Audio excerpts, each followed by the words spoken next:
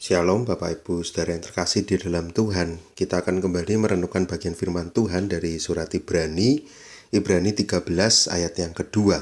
Jangan kamu lupa memberi tumpangan kepada orang, sebab dengan berbuat demikian beberapa orang dengan tidak diketahuinya telah menjamu malaikat-malaikat. Saya berikan judul dari renungan ini, menjamu malaikat-malaikat. Ayat ini ada setelah Ibrani 13 ayat yang pertama, peliharalah kasih persaudaraan, lalu jangan lupa memberi tumpangan. Ketika kita melihat bagian ini, ada satu hal yang menarik yang menunjukkan satu ciri dari jemaat saat itu, yaitu mereka memberikan tumpangan kepada orang asing. Kenapa tumpangan ini menjadi penting? Karena ketika kita tinggal di satu tempat, belum tentu tempat itu adalah tempat yang aman. Bahkan mungkin sebagai orang percaya, ketika kita tinggal di tempat orang yang belum percaya, yang tidak percaya, kita justru malah bisa ada di dalam budaya yang tidak membangun iman kita, bahkan ada penyembahan berhala yang ada di sana. Karena itu ketika memberikan tumpangan di bagian ini, tentu ditujukan kepada saudara seiman.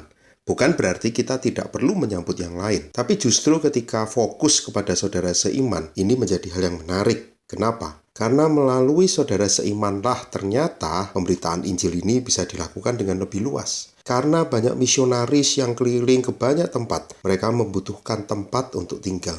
Kita ingat bagaimana Yesus berkunjung ke rumah orang, murid-murid pun ketika diutus juga harus pergi ke rumah-rumah orang.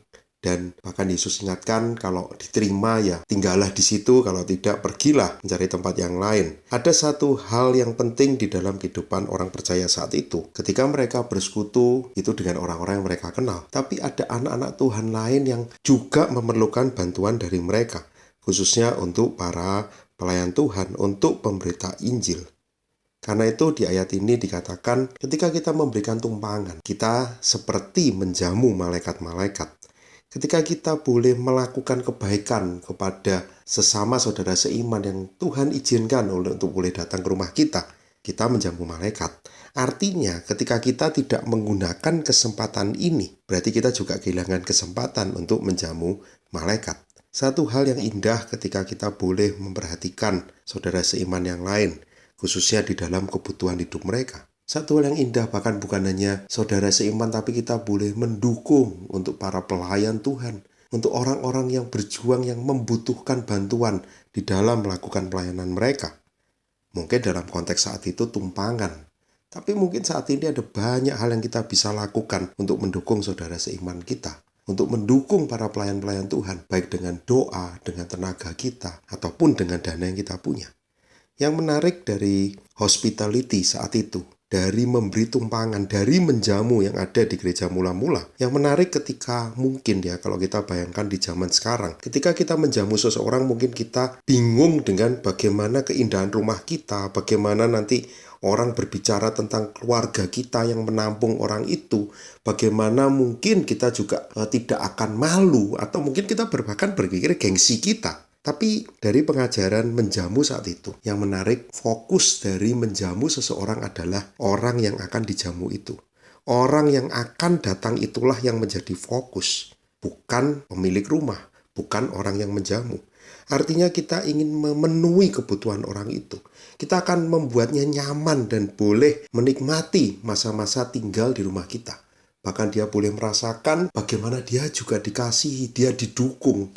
Bukankah saat itu ketika pemberitaan Injil dilakukan, dukungan saudara seiman tentu akan menguatkan dari setiap orang-orang yang dipakai Tuhan ini. Kita bersyukur di dalam perjuangan kita mengikut Tuhan, kita tidak sendirian. Perjuangan yang tidak mudah, tapi kita bersyukur kita tahu kasih Tuhan yang begitu besar. Kristus yang sudah mati di kayu salib buat kita, yang membuat kita orang-orang berdosa yang egois, yang hanya memikirkan diri kita. Tapi karena kita tahu kasih Allah itu diberikan tanpa syarat kepada kita, kita hanya bisa meresponinya dengan mengucap syukur dan membagikan kasih itu. Itulah yang mendorong para pemberita Injil saat itu sampai hari ini untuk boleh menceritakan tentang Kristus.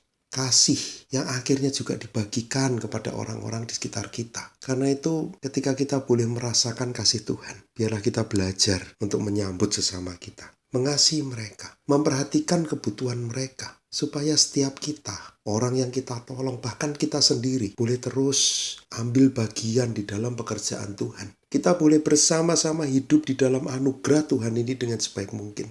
Tentu bukan untuk kita, tapi Injil semakin luas diberitakan. Kasih Kristus semakin luas dibagikan. Nama Tuhan yang dipermuliakan. Biarlah kita boleh saling mendukung satu dengan yang lain. Mari kita berdoa. Bapa di surga, biarlah kami sebagai saudara seiman boleh saling mendukung satu dengan yang lain. Kami yang sudah Engkau kasihi, kami mau belajar untuk saling mengasihi.